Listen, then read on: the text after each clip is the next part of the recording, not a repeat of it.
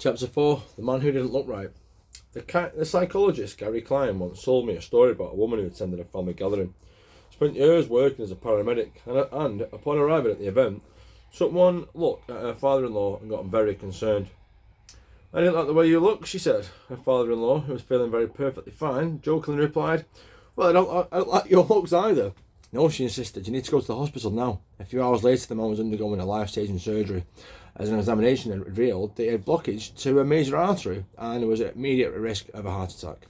Without his daughter-in-law's intuition, he could have died. What did the paramedics see? How did she predict his impending heart attack? When the major arteries are obstructed, the body focuses on sending blood to critical organs and away from peripheral locations near the surface of the skin. The result is a change in the pattern of a distribution in the blood in the face. After many years of working with people with heart failure, the woman had unknowingly developed the ability to recognise this pattern on sight. She couldn't explain what it was that she noticed in her father-in-law's face, but she knew something was wrong. Similar stories exist in other fields. For example, military analysts can identify which blip on a radar is an enemy missile and which one is a plane from their own fleet, even though they're travelling at the same speed, flying at the same altitude, and look identical on radar in nearly every respect. During the Gulf War, Lieutenant Commander Michael Riley saved an entire battleship when he ordered a missile shot down, despite the fact it looked exactly like a battleship's own planes on radar. He made the right call, but even his superior officers couldn't explain how he did it. Museum curators have been known to discern the difference between an authentic piece of art and an expertly produced counterfeit, even though they can't tell you precisely which details tip them off. Experienced radiologists can look at a brain scan and predict the area where a stroke will develop before any obvious signs are visible to the untrained eye. I've even heard of hairdressers noticing whether a client is pregnant based on only their feel of their hair. The human brain is a prediction machine. It's continuously taking in your surroundings and analysing the information it comes across.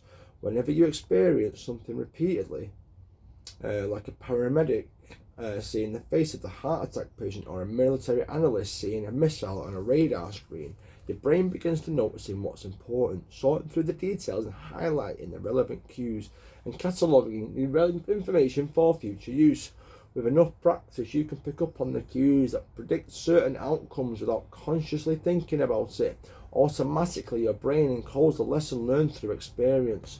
We can't always explain what it is we're learning, but learning is happening all along the way, and your ability to notice the relevant cues in a given situation is the foundation for every habit you have. We underestimate how much our brains and bodies can do without thinking. Do not tell your hair to grow, your heart to pump, your lungs to breathe, or your stomach to digest, and yet your body handles all this more on autopilot. You are much more than your conscious self. Consider hunger. How do you know when you're hungry? You don't necessarily have to see the cookie on the counter to realise it's time to eat. Appetite and hunger are governed non-consciously. Your body has a variety of feedback loops that gradually alert you when it's time to eat again, and that track what is going on around you and within you. Cravings can arise thanks to hormones and chemicals circulating through your body. Suddenly you're hungry even though you're not quite sure what tipped you off. This is one of the most surprising insights about our habits. You don't need to be aware of the cue for a habit to begin. You can notice an opportunity and take action without dedicating conscious attention to this. This is what makes habits useful. It's also what makes them dangerous. As habits form, your actions come under the direction of your automatic and non-conscious mind. You fall into old patterns before you realise what's happening. Unless someone points it out, you may not notice you cover your mouth with your hand whenever you laugh, that you apologise before asking a question, or that you have an habit of finishing other people's sentences. And the more you repeat these patterns, the less likely you're to become to question what you're doing and why you're doing it. I once heard of a retail clerk who was instructed to cut up empty gift cards after customers had used the balance on the card. One day, the clerk crashed out a few customers' cards in a row with purchase with gift cards. When the next person walked up, the clerk swiped the customer's actual credit card, picked up scissors and cut it in half, entirely on autopilot before looking up at the stunned customer and realising what just happened. Another woman I came across in my research was a former preschool teacher who had just switched to a corporate job. Even though she was now working with her adults, her old habits would kick in and she kept asking co-workers if they wash their hands after going to the bathroom. I also found the story of a man who spent years working as a lifeguard and would occasionally yell "walk" whenever he saw a child running. Over the time, the cues that spark our habits become so common they are essentially invisible. The treats on the kitchen counter, the remote control next to the couch, the phone in our pocket. Our response to these cues are so deeply encoded it may feel like the urge to act comes from nowhere. For this reason, we must begin the process of behaviour change with awareness. Before we can effectively build new habits, we need to get a handle on our current ones. This can be more challenging than it sounds, because once a habit's firmly rooted in your life, it's mostly non-conscious and automatic. If a habit remains mindless, you can't expect to improve it. As the psychologist Carl Jung said, until you make the unconscious conscious, it will direct your life and you will call it fate. So Carl Jung said, until you make the unconscious conscious, it will direct your life and you will call it fate. Until you make the unconscious conscious, until I make the unconscious conscious, it will direct. Yes, I see. Yes. So any unconscious habits I'm doing, not even realizing. Yeah. I'll have that in my food. Yeah, yeah, all that. Yeah. The habit scorecard. Japanese railway systems regarded as the best in the world.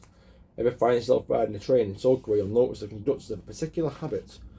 As each operator runs a train, they proceed through a ritual of pointing at different objects and calling out commands. When the train approaches a signal, the operator will point and say, "Signal is green," as the train pulls into and out to the station. The operator will point at the speedometer and call out the exact speed when it is time to leave. The operator will point at the timetable and state the time. Out on the platform, other employees are performing similar actions. Before each train departs, staff members will point along the edge of the platform and declare, "All clear." Every detail is identified, pointed out and named aloud. This process, known as pointing and calling, is a safety system designed to reduce mistakes. It seems silly, but it works incredibly well. Pointing and calling reduces errors by up to 85% and cuts accidents by 30%. The MTA subway system in New York City adopted a modified version that is point only, and within 2 years of implementation, incidents of correctly berthed subways fell by 57%. Pointing and calling is so effective because it raises the level of awareness from an unconscious habit to a more conscious level. Because the train operators must use their eyes, hands and mouth and ears, they're more likely to notice problems before something goes wrong. My wife does something similar when preparing to walk out the door for a trip. She verbally calls out the most essential items on her packing list. I've got my keys, got my wallet, got my glasses, I've got my husband. The more automatic our behaviour becomes, the less likely we are to consciously think about it. And when we've done something 1,000 times before, we begin to overlook things. We assume that the next time will just be like the last. We're so used to doing what we've always done that we don't stop to question whether it's the right thing to do it at all. Many of our failures in performance are largely attributable to our lack of self-awareness. One of our greatest challenges in changing habits is maintaining awareness of what we are actually doing. This help explains why the consequences of bad habits can sneak up on us. We need a point and call system for our personal lives. This is the origin of Habit Scorecard, which is a simple exercise you can use to become more aware of your behaviour. To create your own, make a list of your daily habits. Here's a sample of where your list might start. Wake up, turn off alarm, check phone, bathroom, weigh myself, go shower, brush my teeth, floss my teeth, put on deodorant, hang the towel up to dry, get dressed, make a cup of tea and so on. Once you have a full list, look at each behaviour and ask yourself, is this a good habit, is it a bad habit, or is it a neutral habit?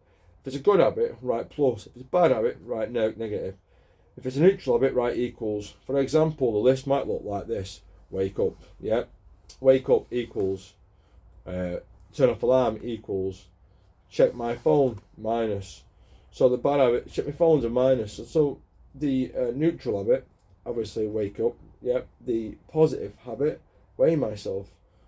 So I take a shower, that's a positive habit. Flossing my teeth, that's a positive habit. Hanging the towel up to dry, is that a positive habit? It says it's a neutral habit. It's got to be done. But it's in a way it's positive because it's getting, yeah. Wake up, turn off the alarm, check your phone. No, there's a few things that can be interpreted however you want to ultimately the list, the habit list the behaviour, like, what is it called? The habits. Well, full list. So that's the origin of the habit scorecard, which is a simple exercise you can use to become more aware of your behaviour, to create your own, make a list of your daily habits. So it is habits. So waking up is a habit. Turning off the alarm is a habit. Brushing my teeth is a habit.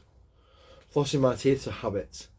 Putting on the deodorant is a habit. I don't put deodorant on anymore, so that's not a habit I've got. Stinky. The marks you give to a particular habit will depend on your situation and your goals. For someone who's trying to lose weight, eating a bagel with peanut butter every morning might be a bad habit. But for someone who's trying to bulk up and add muscle, same behaviour might be a good habit. It all depends on what you're working towards. Scoring your habits can be a bit more complex for another reason as well. The labels good habit and bad habit are slightly inaccurate. There are no good habits or bad habits. There are only effective habits. That is, effective at solving problems. All habits serve you in some way, even the bad ones, which is why you repeat them. For this exercise, categorise your habits by how they will benefit you in the long run. Generally speaking, good habits will have some positive outcomes, so will net positive outcomes. Bad habits bad habits have net negative outcomes. Smoking a cigarette may reduce stress right now, that's how it's serving you, but it's not a healthy long-term behaviour. If you're still having trouble determining how to rate particular habits, here is a question I like to use. Does this behaviour help me because it's the type of person I wish to be? Does this habit cast a vote for or against my desired identity? Habits that reinforce your desired identity are usually good. Habits that conflict with your desired identity are usually bad. As you create your habit scorecards, there is no need to change anything at first. The goal is to simply notice what's actually going on. Observe your thoughts and actions without judgment or internal criticism, and don't blame yourself for your faults. Don't praise yourself for your successes. If you eat a chocolate bar every morning, acknowledge it. Yeah, almost as if you were watching someone else. Oh, how interesting they would do such a thing. If you binge eat, simply notice you're eating more calories than you should. If you waste time online, notice that you're spending your life in a way you do not want to. The first step to changing bad habits is to be on the lookout for them. If you feel like you need an extra help, you can try pointing and calling in your own life. Stay out loud at the action you're thinking of taking and what the outcome will be. If you want to cut back on your junk food habit, but notice yourself grabbing another cookie, say out loud, I'm going to eat this cookie, but I don't need it. Eating it will cause me to gain weight and hurt my health. Hearing your bad habits spoken aloud makes the consequences seem more real. Add more weight to the action rather than letting yourself mindlessly slip into the old routine. This approach is useful even if you're simply trying to remember a task on your to-do list. Just saying out loud, tomorrow I need to go to the post office after lunch, increases the odds that you're actually going to do it. You're getting yourself to acknowledge the need for action, and that can make all the difference. The process of behaviour change always starts with awareness.